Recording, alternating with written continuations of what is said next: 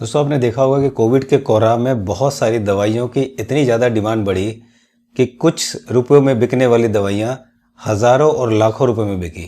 इनमें से दवाइयाँ हैं हाइड्रोक्लोरोक्विन, आइवरमेक्टिन, फेविपिरावीर, रेमडेसिविर और प्लाज्मा थेरेपी के बारे में आपने सुना ही होगा। ये सब वो दवाइयाँ हैं जो कोविड पेशेंट को ठीक करने के लिए यूज़ की जाती थी और इसकी इतनी डिमांड बढ़ी कि लोगों ने अपना सब कुछ बेच बाच कर इन दवाइयों को खरीदकर अपने पेशेंट को दिया, लेकिन उसके बावजूद भी वो अपने पेशेंट की जान नहीं बचा पाए। आपको सुनकर बड़ा ताज्जुब हुआ कि अब जो सरकार ने नया कोविड ट्रीटमेंट का प्रोटोकॉल जारी किया है, उस प्रोटोकॉल में इन सभी दवाइयों को हटा लिया गया है। जी हाँ दोस्तों, अब ये कोई भी दवाई मरीज को नहीं दी जाएगी। कमाल की बात यह है कि महीनों पहले विज्ञान जगत ने इन दवाइयों को बेअसर बताया था।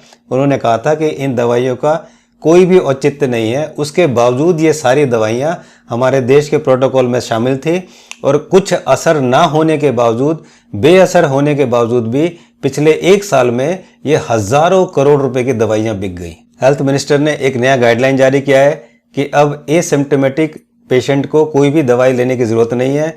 वो केवल एक अच्छी डाइट से और परिजनों से बात करते हुए ठीक हो सकते हैं। जबकि पहले इन्हीं पेशेंट को उठाकर क्वारंटीन कर दिया जाता था और उनको दवाइयां भी खिलाई जाती थी।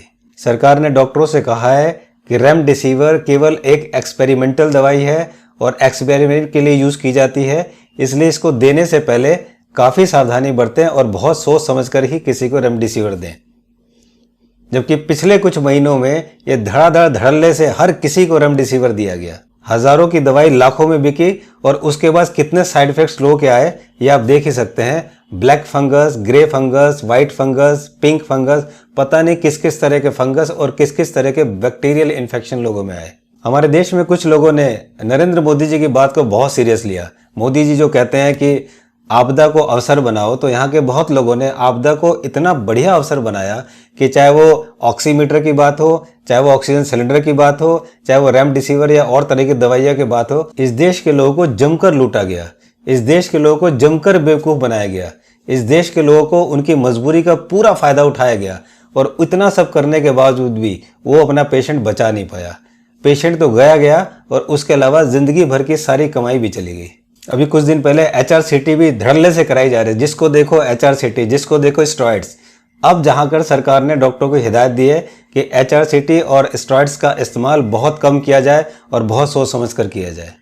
कहने का मतलब ये है कि बिना किसी सॉलिड एविडेंस के हमारे देश में लोगों को जमकर दवाइयाँ दी गई और उसके साइड इफ़ेक्ट्स कितने खतरनाक आए, कितने लोगों की जानी गई, ये आप लोगों के सामने है। और इसका खामियाजा सिर्फ और सिर्फ इस देश की जनता को भुगतना पड़ा और बाद में उन सब दवाइयों को बंद कर दिया गया कि ये दवाइयाँ बेअसर है। तो दोस्तों मेरी आपसे रिक्वेस्ट है कि अगर आप अपनी आगे आने वाली पीढ़ी को बचाना चाहते हैं तो एलोपैथी से कोसों दूर करिए और इनको नेचुरोपैथी और आयुर्वेदा की तरफ बढ़ाइए ताकि वो इसको जान सकें, इसको समझ सकें और अपनी ज़िंदगी को बिना दवाइयों के स्वस्थ जी सकें।